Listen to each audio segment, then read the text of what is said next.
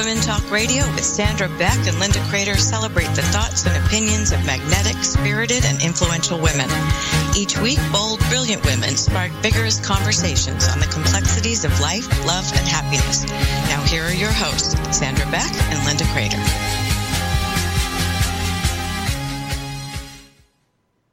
Hey ladies, this is Sandra Beck and we've got an amazing panel today. I'm so excited. We're welcoming to the show Cynthia Rowland, Jacqueline Lopez, Frankie Picasso, and Kimmy Avery. And I am Sandra Beck, your co-host, along with Linda Crater. And we're going to talk about grit and determination. And when I was a little girl, I was a grit girl. I played in the dirt. I kept up with my brothers. And people would tell me, oh, you're going to go places. You're going to go places. And I didn't understand that until later in life when I saw the people around me who succeeded, who didn't. And there's lots of studies that say persistence is the true key to success. And I had lunch one time. I was actually the server. I wasn't sitting there eating with them.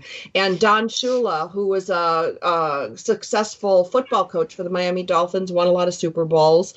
He said to me, you know, girl, he goes, you're going to be successful. He says, I see you doing things that other people don't. And I was busting tables, busting my ass, you know, doing all this stuff. And he said, you're willing to do the things that other people don't. And he says, you don't give up. And so to me, that was the definition of grit and determination. And we've got some grit girls on the show here today. We're spanning the globe. I'm going to go to Jacqueline Lopez first and ask you about grit and determination. What has it meant in your life? Well, I have a similar story, Sandra. I was terrible in school. I did really bad in math. I have to have extracurricular teachers to teach me how to pass these darn exams in school. So when I finished high school, I went to work because I was no school material. So I'm not going to go to college. And I didn't like that. I didn't like the 9-to-5 job, and it was just so mediocre. And I thought I need to go to college because that's going to be my life if I don't, I don't study. So I say to my mom, I want to go to college. And she kind of laughed at me like saying, what? College? What a joke. I mean, you cannot pass an exam. I mean, so I say to myself, I'm going to go to college, whatever it takes. I'm going to study. So I went to college. I passed the exam. And then another example was that I want to go to the United States. I was born in Brazil and I grew up in Paraguay. I have no family in the United States. And I would tell my family, my friends, I would love to learn English because I want to go to the United States. And do you know somebody in the United States? No, I don't know anybody, but I'm going to go there. And they would laugh at me. So the college, I became a CPA. And when I didn't know I was terrible in math, but I had the grit I want to demonstrate people when they tell me no, I can do it. I will plow through wherever it takes. If I have to study like 24 hours for 7 days, that's what I'm going to do. So I think I have some grit. I have some grit. It sounds like you've got grit. Yeah. So I made it to the United States and I became a CPA when my math in school was horrendous. I don't know how I did it, but I did it. Wow. That's an amazing story. It's not easy to go from one country to another, especially when you don't speak the language. And, numbers at least is a universal language, but to do something that you really hate is even grittier just to be here, right? Yeah, exactly. So the last who laughed is my story. I have the determination to prove people wrong. That's my whole motto in life is I'm going to prove you wrong. Darn it. Well, I got the moniker Unstoppable because of how I pulled through a serious motorcycle accident when I was 46. I had my midlife crisis. And anyway, I ended up in the hospital for 6 months. And, I went through divorce. I lost my job. I was a drummer in a band. I lost that. I was, going to Shanghai with the Canadian National Dragon Boat team, and I lost that. So there was a whole bunch of loss, and it became years of loss because of the insurance companies and all of this fighting all the time, fighting.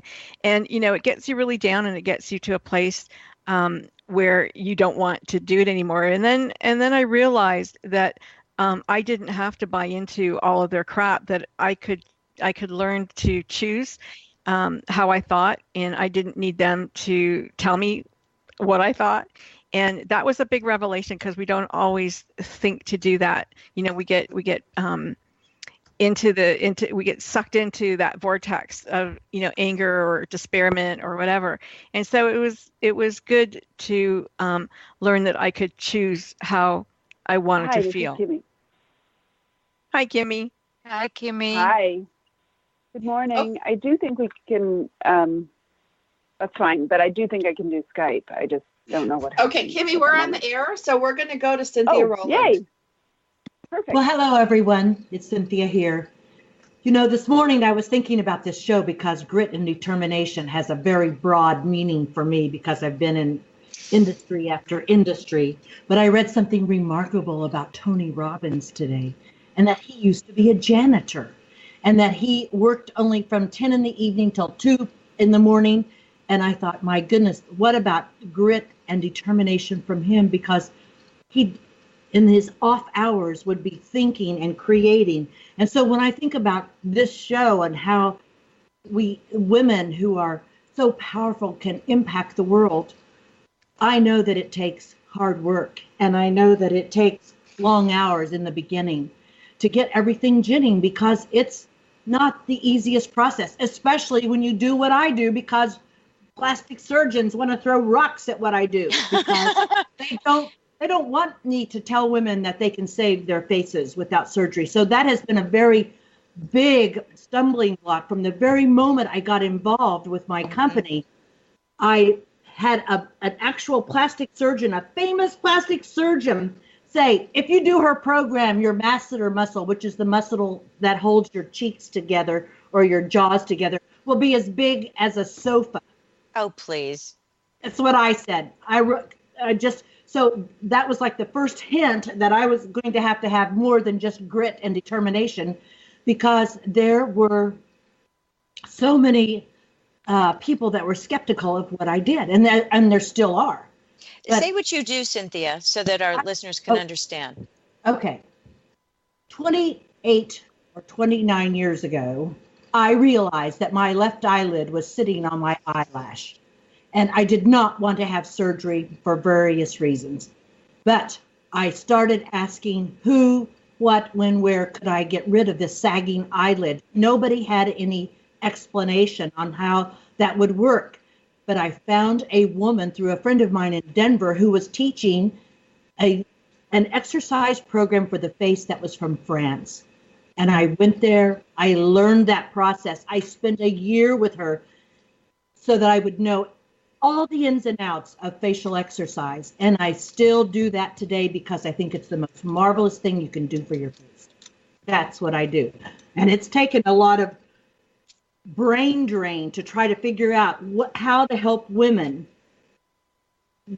learn about this program, so they won't put their power into or their faces into the power of a surgeon or somebody who might be shooting them up with injections that are untested, or creating a surgery that they don't even need.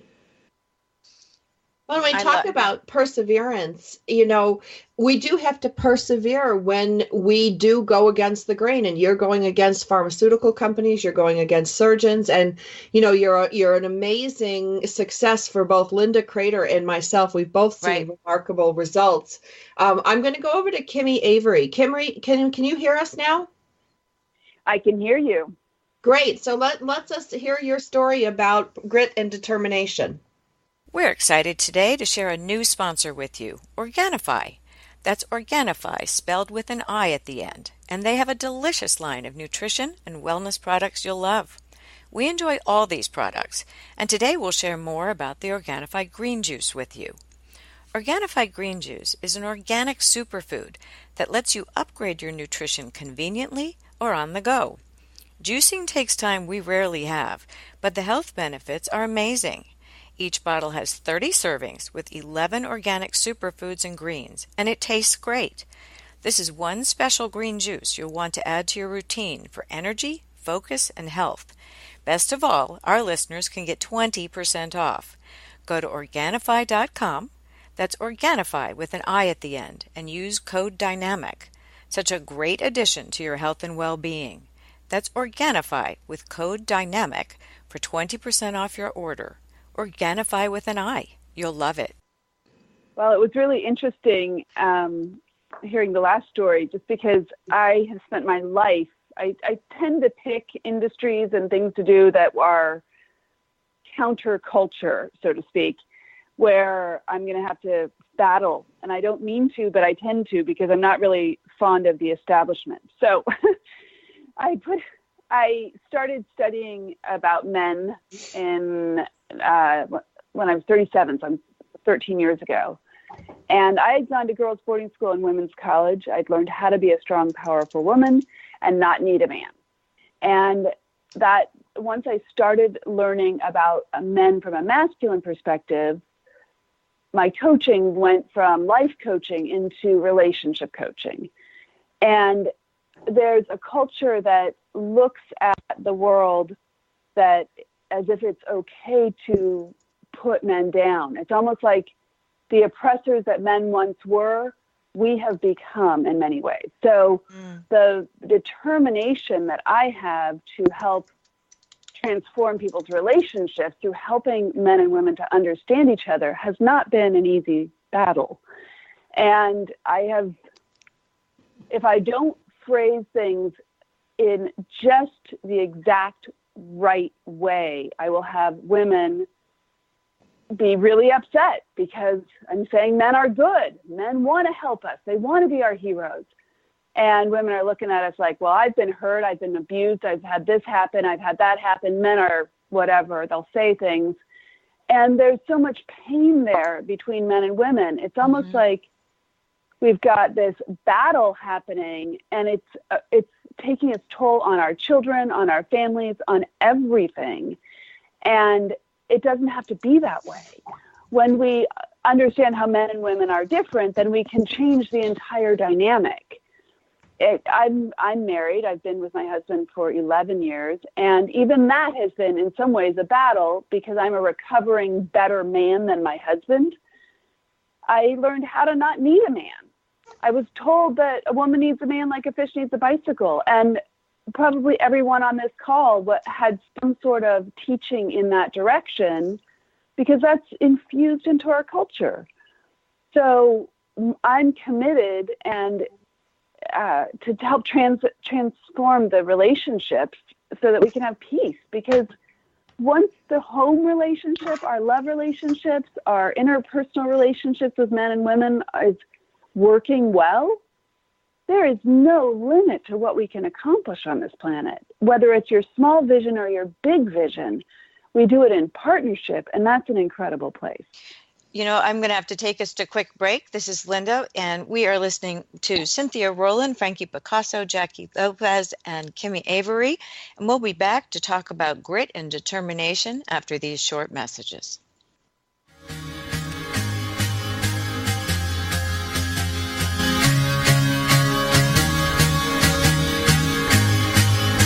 We're Dynamic Women Talk Radio, and we'll return after these short messages.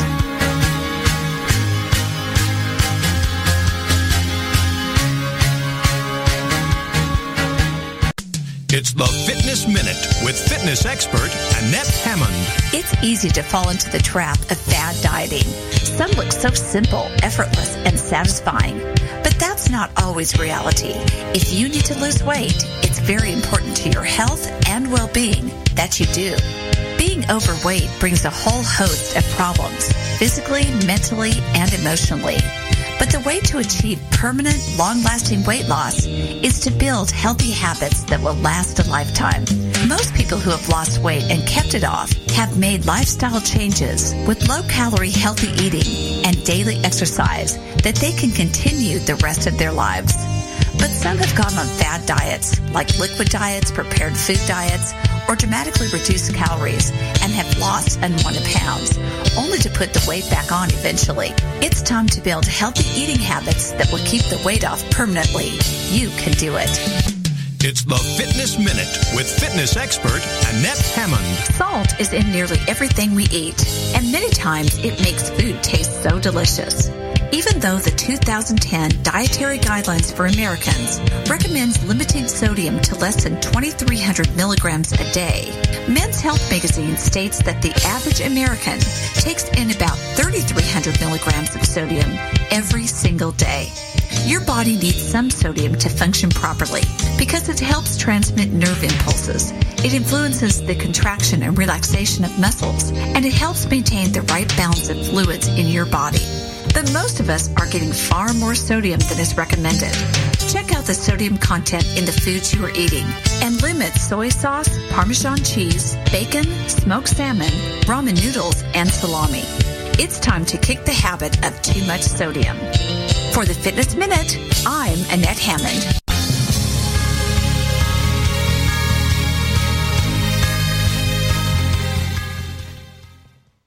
Welcome back. We're talking about grit and determination today. And I read a book a while back called The Slight Edge, and it was talking about things, small things that are easy to do, but also easy not to do.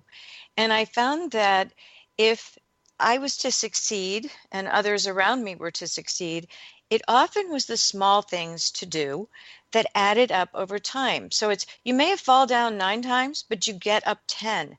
You may do the small, really unappealing tasks, which my mother used to say, that's why they call it work. But grit and determination means you're really not going to let something get in your way, and you're going to persist until you achieve it or figure out a different way to achieve it than you originally thought. And that's kind of where I grew up and what I still believe today. So, Frankie, what do you think? I'm 100% with you there.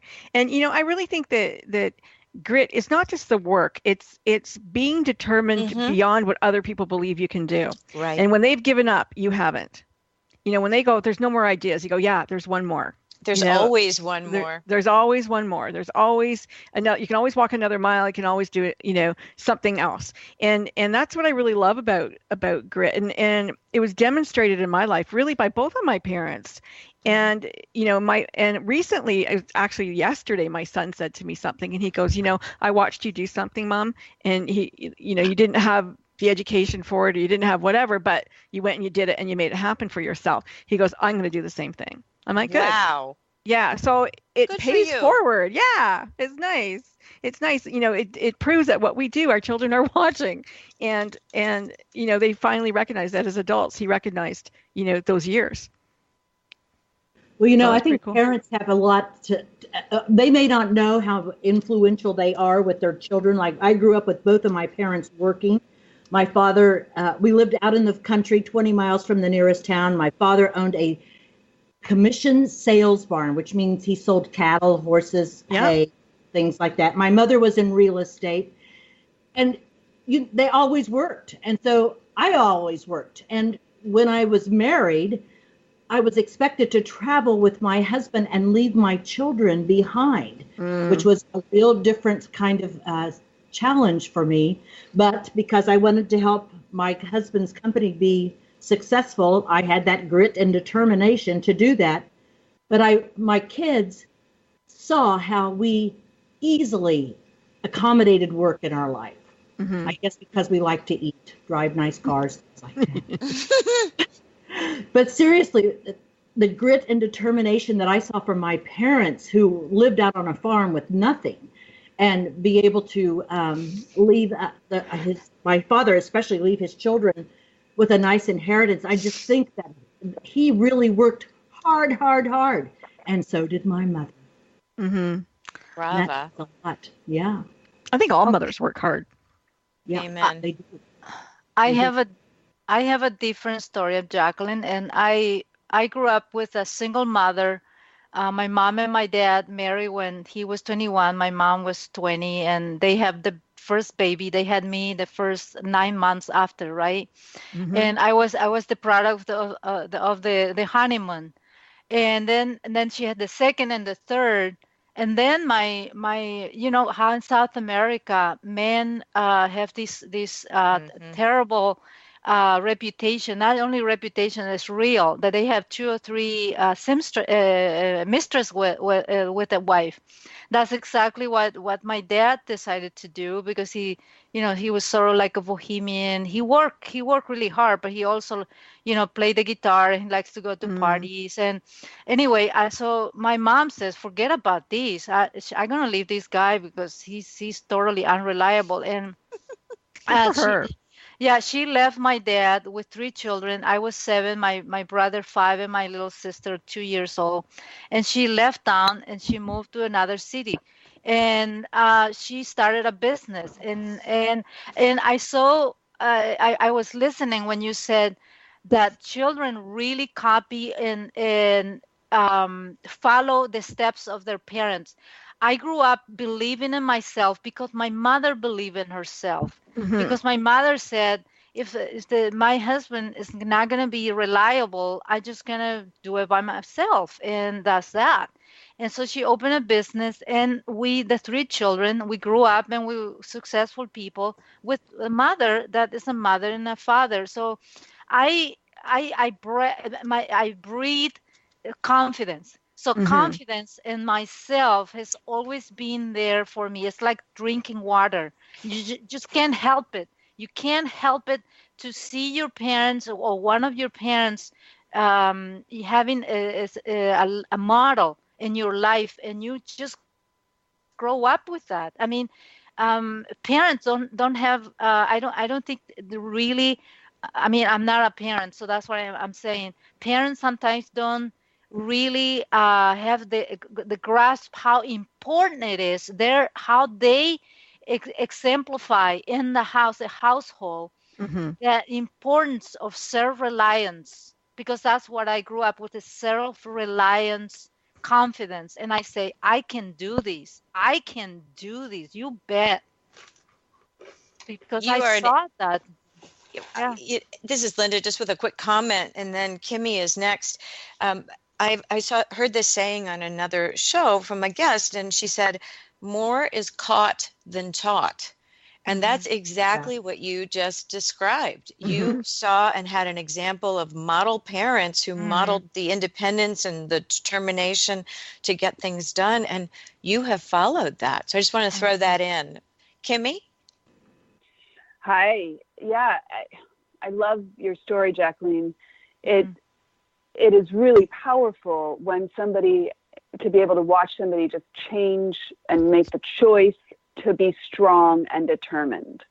And I watched my mom get sober when I was about 11 years old.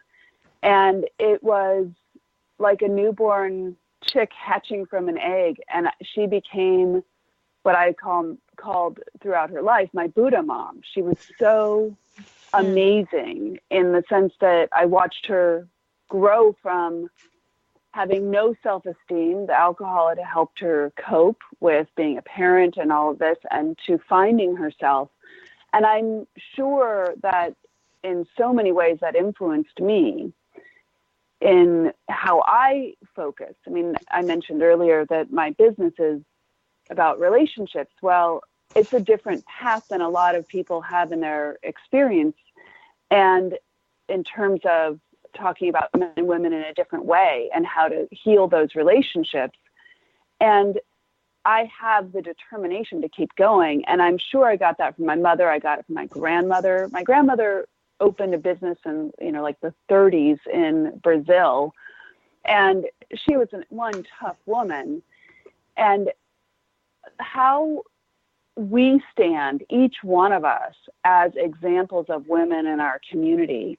For me, it's been just for my stepdaughter and the people in my life, that makes an enormous difference, how we choose each day. And I think that's what keeps me going, how in part because I know what my mission is. I know what my purpose is to help transform people's lives.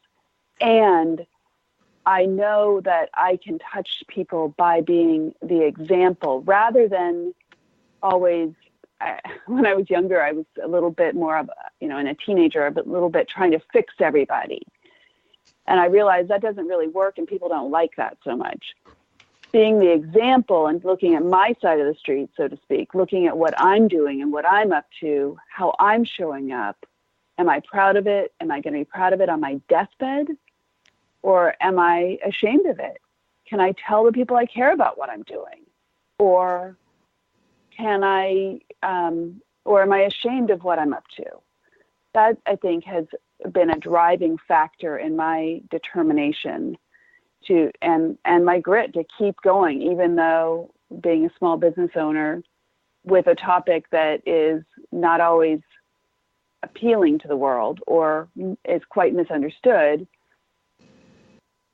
that just makes it worthwhile for me to keep going and inspired to do it. See, I think grit and determination, this is Sandra, has so much to do with mental toughness. Yeah. And, I've had, challenges in my life and, blissful times in my life.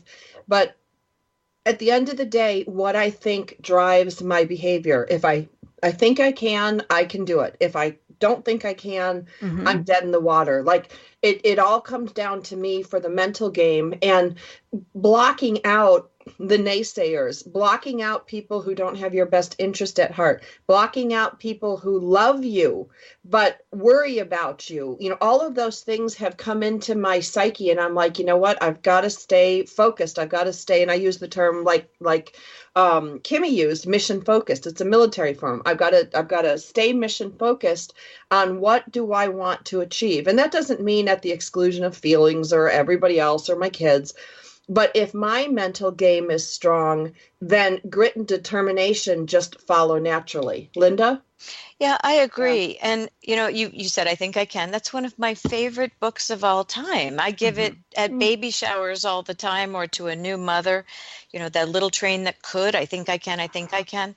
I think it's a very valuable lesson to learn. I also agree on the mental strength. I think that's huge because you yourself, even when you are not sure you are believing in yourself, you just know that you can because you have in the past. But I also think it boils down to you're willing to do things that others are not. You're willing to go back to the little basic things that are the building blocks of getting to where you are. So you might be regrouping, but you'll do the tedium, the administrivia, if you want to call it, that has to be done in order to get to the next step. So we are willing often to take a step back, do what needs to be done. We're never too old for cold calling. Nothing is beneath us. And I think that those things are important in persisting and having the grit to keep on going. It is a determination and it is a mental strength. And it comes from failing. It doesn't come from always succeeding. It comes from both.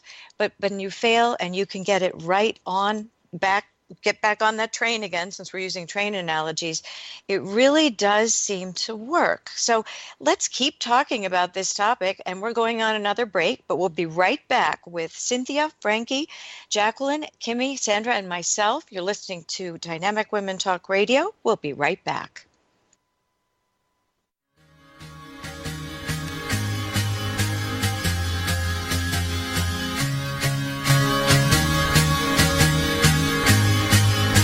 We're Dynamic Women Talk Radio, and we'll return after these short messages.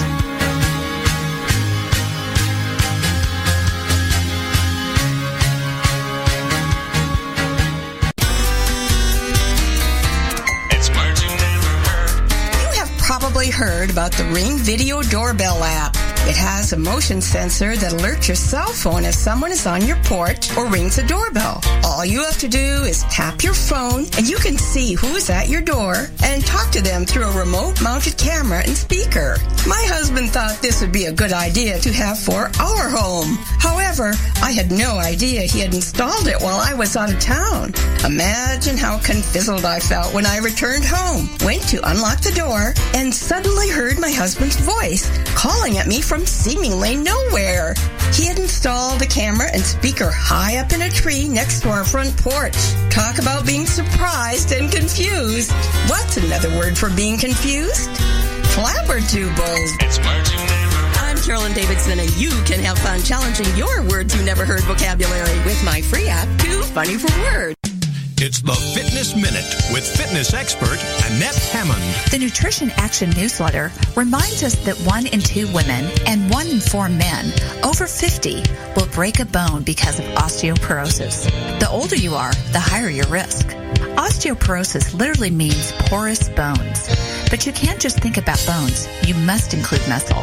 As you age, you lose muscle mass pretty rapidly, and your balance becomes worse. This puts you at a higher risk of falling. Many people think that only old people fall, but that's not true.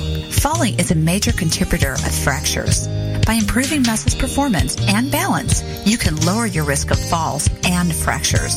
Lifting weights to increase muscle mass is imperative as you age. Since your body is naturally diminishing in muscle mass, you need to take steps to combat that loss. Lifting weights builds muscle, improves balance, and helps keep you from falling. I'm Annette Hammond.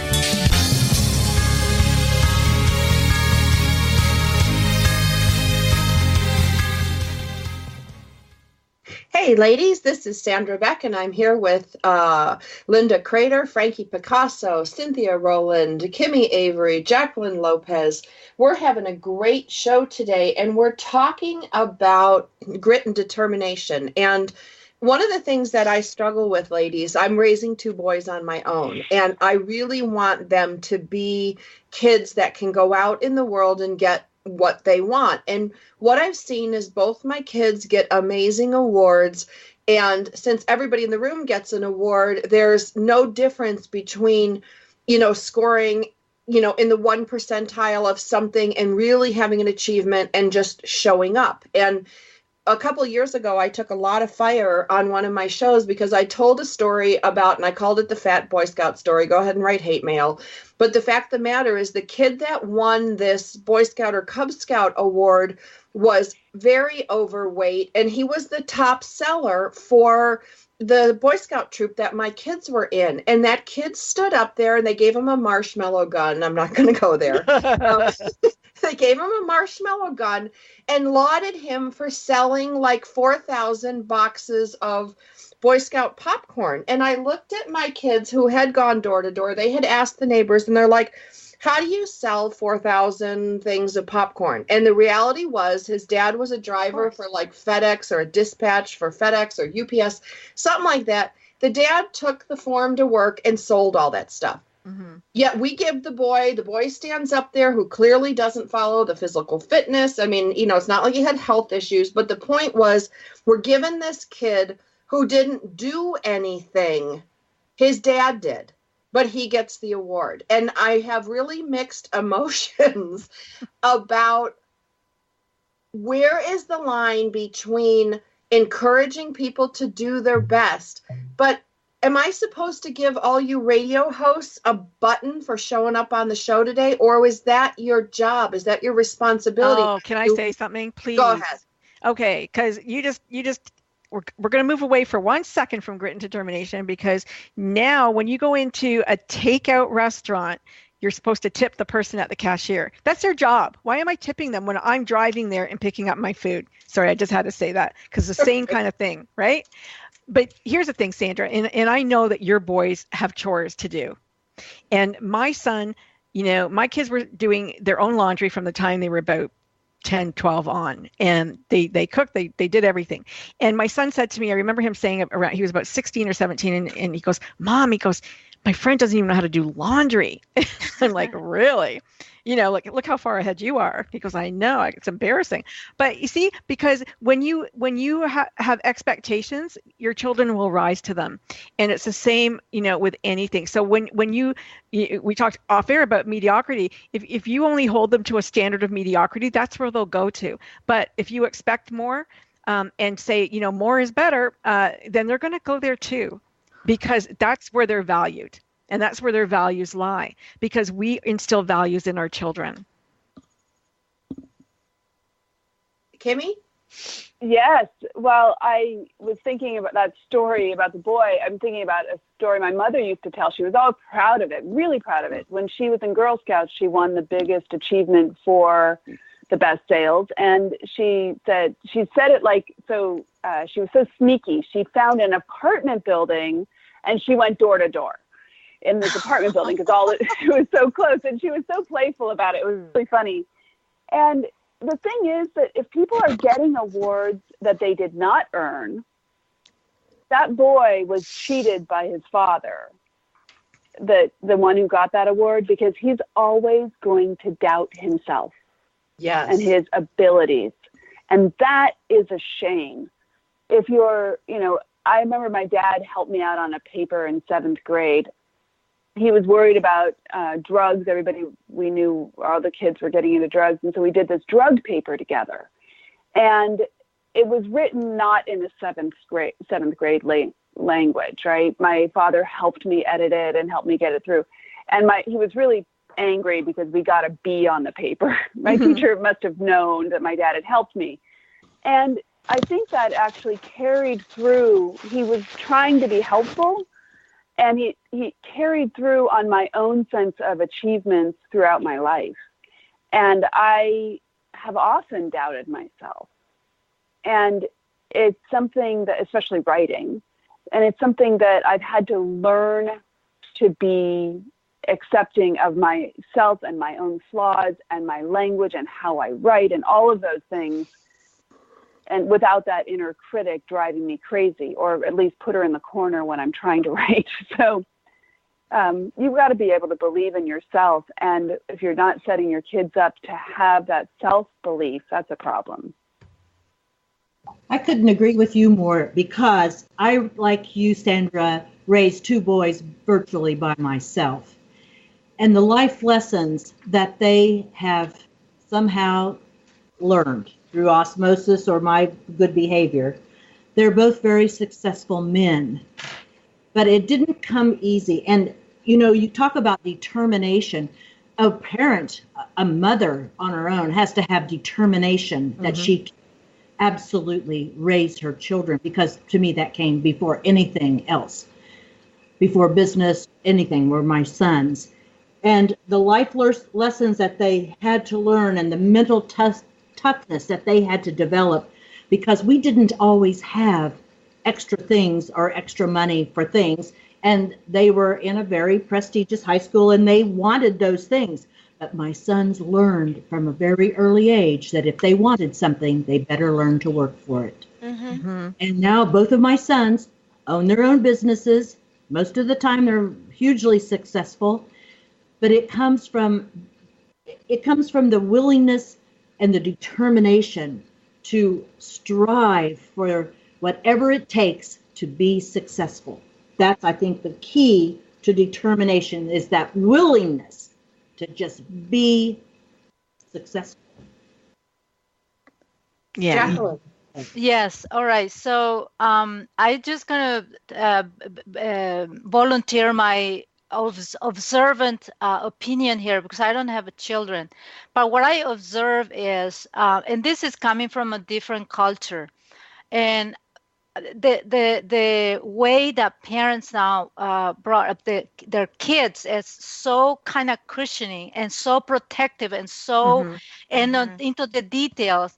And what I feel is in the United States is that this idea of, oh no, my children cannot feel this discomfort. He cannot be stressed, or he cannot do this much effort, or I'm gonna pick him up, or I'm gonna give him the cell phone because I need to know every step where he's doing or she's doing. That it's almost like a helicopter parenting. I see that it is so pernicious, because it's not allowing the children to be, to fly and to have confidence in themselves. So I so commend parents to let their children be more free and be more creative and be more themselves, and trust them that they also have the confidence and the knowing. It's the inner knowing that you can do this, or you will know it when it comes to you. Just trust more in your children, because sometimes your children can teach you something as opposed to you teach them everything. And sometimes even ask them, honey, how do you think we can do this? As opposed to teaching them and ask them to read books and books and books and books and read the lesson or whatever. Just trust your intuition. Tell your children, I trust you. And think about, how do you think you can solve this problem? So I so commend parents just to trust their children and let them fly like a birds, and just trust them. And even ask them sometimes, not pretend like you know everything, because they also have their knowing. I think we come to this world as every creature have their own knowing and our DNA. And sometimes our school system, our education, and our society try to inculcate things that are in books and things that are not so much intuitive.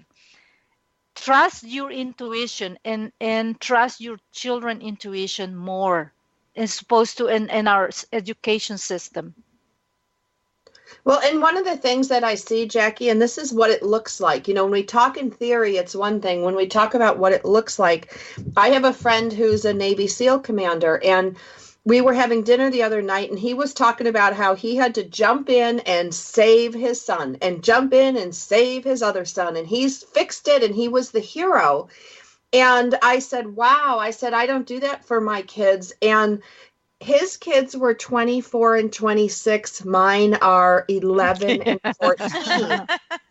And so I said to him, and I say this to all the parents out there, are you fixing these things for your kids, or are you fixing them for you? Because that was a real aha moment for me. Yeah, absolutely. He was embarrassed. No, he wasn't. He just sat there and looked at me. But the point was... Not by what you said. I think he was embarrassed by his kids failing. Well, why wouldn't they? If you picked up for them for 24 years and they never had to lift a finger, they just know Dad will pick it up. But what it did was it allowed the dad to be the hero, and neither boy ever got that sense of accomplishment or being their own hero. I know these kids, they're living in that shadow. And how do they build confidence, self-respect, and achievement, and enjoy all those things when somebody else swoops in? And that's why I challenge the parents here to examine, is it about the kid and what they need, or is it about your need to feel important, in control, powerful, and the hero? Mm-hmm. This is Linda. You're talking about grit and determination, and I will tell you that what you just described was a character trait. Mm-hmm. It's what kind of character are you showing when you write a child's paper? What character are you showing when you don't teach them how to accept failure in your life? I'm not certain that those are good things that we're doing. And so I agree that setting expectations can be self-fulfilling either way. But is it for the adult or for the child? I think each person has to grow their character, and at different stages of your life, it will be a different outlook and perspective. So unfortunately, we have to go on another break, but we will be back. You're listening to Dynamic Women Talk Radio. We're also on iTunes, and enjoying our guests, Cynthia Rowland, Frankie Picasso, Jacqueline Lopez, and Kimmy Avery. I'm Linda Crater. Sandra Beck is in Los Angeles, and we'll be right back.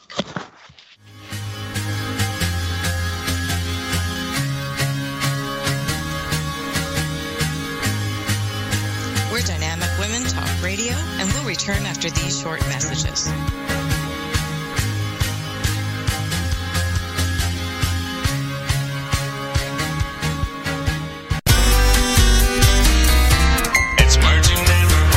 Valentine's Day has been celebrated in different ways around the world. In Italy, one tradition suggests that the first man a single woman sees on Valentine's Day was the man she would eventually marry. What's a word for the first person you see after you leave the house in the morning, a qual tag.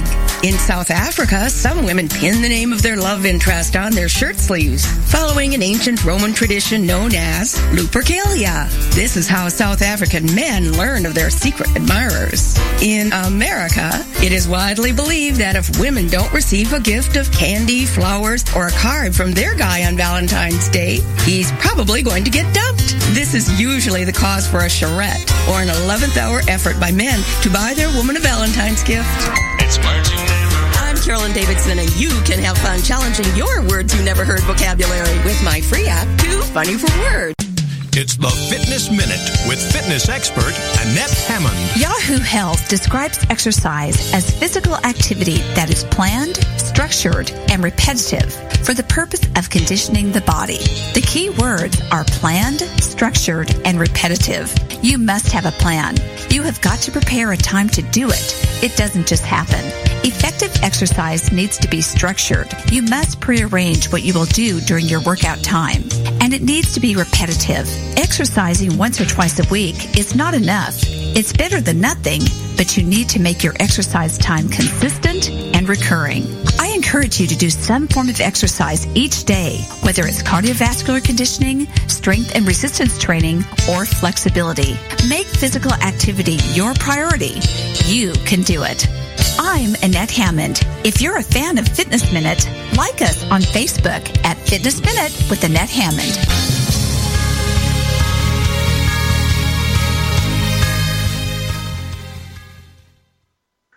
Hey, ladies, this is Sandra Beck, and we're here with Jacqueline Lopez, Cynthia Rowland, Kimmy Avery, Linda Crater, and Frankie Picasso, and we're talking about grit and determination. And I think in our zeal to protect, shelter, nurture our kids, we're robbing them of the very tools they need to succeed. Because when a kid fails, he learns the skills in recovery, in how to bounce back, and how to turn that failure into success. I think about Mrs. Woolman, my kid's third grade teacher, and she said, I'm really worried about Max. He doesn't know how to fail. Bright kid, tall, good athlete. He hasn't had anything that has challenged him. And she said to me when he was in third grade, I'm going to give him a test. He's going to fail. I'm going to give him something he can't do. And she's like, we're going to help him learn those skills on how to rebound, how to bounce back, and what to do next. And if we're constantly picking up after our kids, how do they learn? You know, thankfully, we've got Kimmy, Frankie, Cynthia, and Jacqueline to lead us in this discussion, because I was from a big farm family. You either took care of it yourself or it didn't get done. And that served me really well where I am today. Kimmy. So that's so true. Having that background from the farm experience, I grew up in the country also, not quite a farm, although we had lots of critters. And we would do things. We would be out in the woods. We would do things, take care of what we wanted to do when we were kids, playing around in the middle of nowhere. And that was it gave me a lot of sense that I could do what I wanted to do.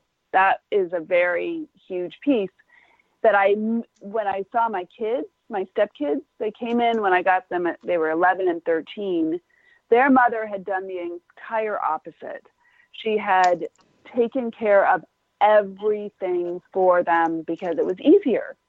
And so when my stepson was 13, he handed me a can of tuna and he couldn't open it for himself. And I remember, like, this is early on when we just moved in together, and I was like, holy moly, I am so worried about these kids. I immediately projected it into the future. It became a big challenge for me to help inspire them to be able to take the initiative and take care of themselves. And we ended up having to send my stepson to the Navy because he had no self-determination that he could believe in himself. And my husband ended up shifting paths and being the sort of tough dad who said, I believe in you. Go do it. Go do it. And he said it with his daughter, and he said it with his son. And both of them now are in their early 20s and are picking up the pieces of their lives and putting it together. You know, they're doing the things that they're supposed to be doing without the helicopter parenting that they'd experienced when they were younger. And it just goes to show how important it is to let your kids know, I believe in you, I trust you. When we dive in to help them all the time, the underlying message is, I don't believe in you. You can't do it on your own. And so the Marine that somebody was mentioning earlier, who was helping his kids, he needed to be the hero. Yeah, that's true. And men see their job as to provide and protect for their kids. How they do it makes a difference. I had mentioned to you about the paper that my dad helped me write.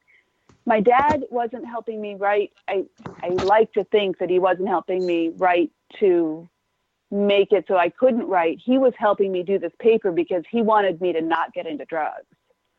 Yeah. And that was his intention with it. He was looking at a bigger picture. And I tell his story all the time, because that lesson of doing all the study when I was in 7th grade made it so I didn't want to do drugs.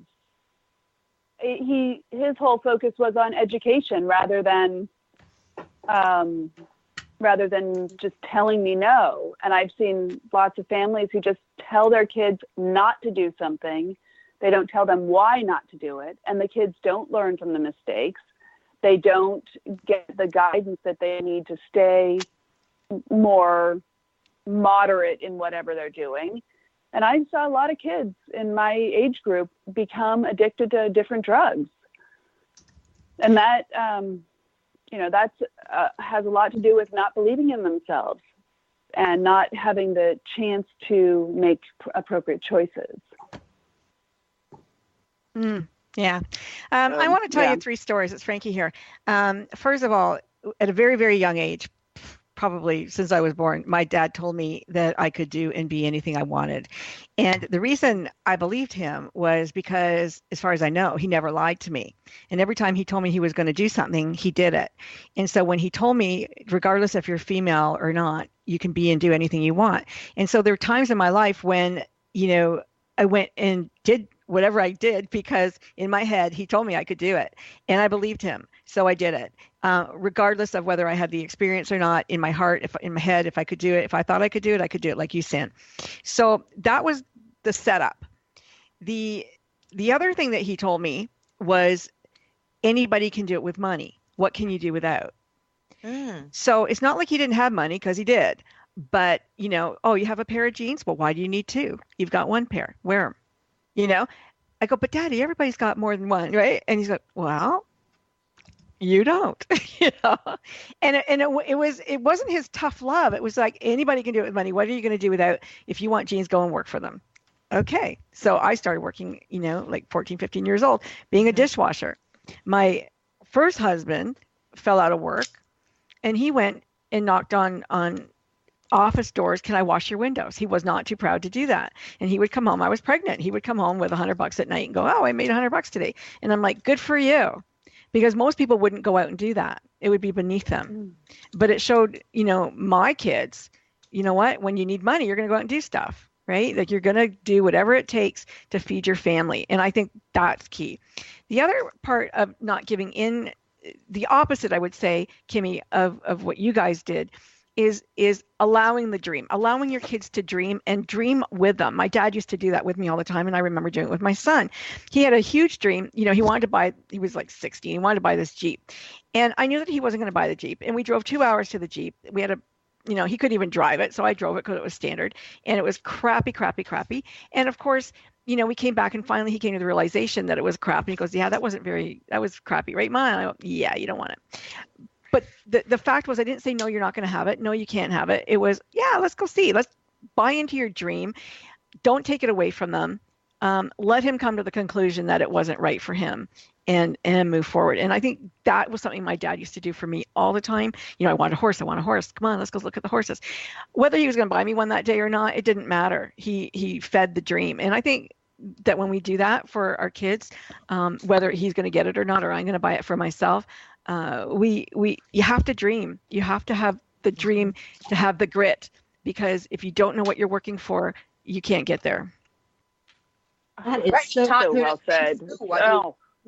Exactly. I was just listening to you, and you're so right on with your analysis of all of this. One thing I did write down is that if you want to be, in order to have great determination, you have to be willing to be really, really responsible for what you're creating in the universe.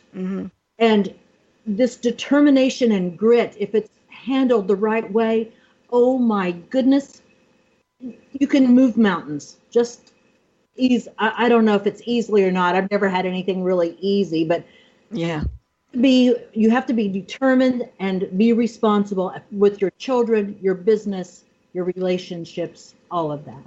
I know we're just about out of time. I agree. Jackie? Yes. I want to go back to the example of male and female because my mom had 2 girls and a boy. And in South America, that meant the girls go in the kitchen, cook, wash everything, and the guy just sitting there and expecting to get everything served. Well, my mom, that won't work for her. She said, okay, to my brother, and you're hungry, go and cook. Go do it yourself. Okay, after you finish your meal, go and wash your dishes. You don't expect your sister to do it for you. I mean, that's not my son. Go and do it yourself. So he grew up knowing exactly what to do in the kitchen. So when he married and his wife worked for the school system and she was very busy, and he too, but he cooked for his children. And he never had problem, doing every task a women would do. That's very rare in South America. Yes. And I don't know if this is the same here. In Italian men, in Greek men. It's a cultural gender, identity. Yeah. And that's how they do it. But you got to stop where mama does everything. And I stopped it with my generation. My boys do what they're going to do. They cook dinner, they clean the house, they vacuum, they do whatever. Yeah. And their wives are happier for it. That's right. Yes, they are. I'm sure they're grateful. Yeah. And they're great parents. Yeah. My son married a gal who did not cook. And so I can totally relate to this poor young man having to cook everything because he married someone who didn't. Yeah. Again, where's the responsibility in that? Right. I think it's a partnership thing. And I think that couples that are sharing the experience of homemaking and raising children can do it in partnership, and it makes a huge difference. It's such a great example for children instead of one person always being the person who does everything at home. Yeah, absolutely. I love this, and I think we have a responsibility as parents to raise good mates so that they are not thinking that anything is beneath them or that they are not sufficient in terms of doing something that needs to be done. I think it's important that we do raise kids that absolutely know how to do things, that they're accomplished in a lot of different areas. They don't have to be experts in areas, but being responsible and creative. Let's face it, life isn't going to be easy throughout, and learning problem resolution is really important. So when we hit those humbling moments, that's where the grit and determination comes in. And you all have been excellent at talking about the various aspects of grit and determination, both in ourselves, in beliefs, and in raising our children to absolutely understand that life is going to come with bumps and how to get over or around those bumps.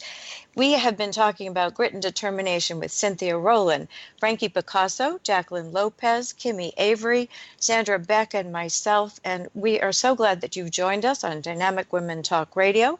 We're also on iTunes, and we'll be back next week with more dynamic women and great topics. Thanks for listening.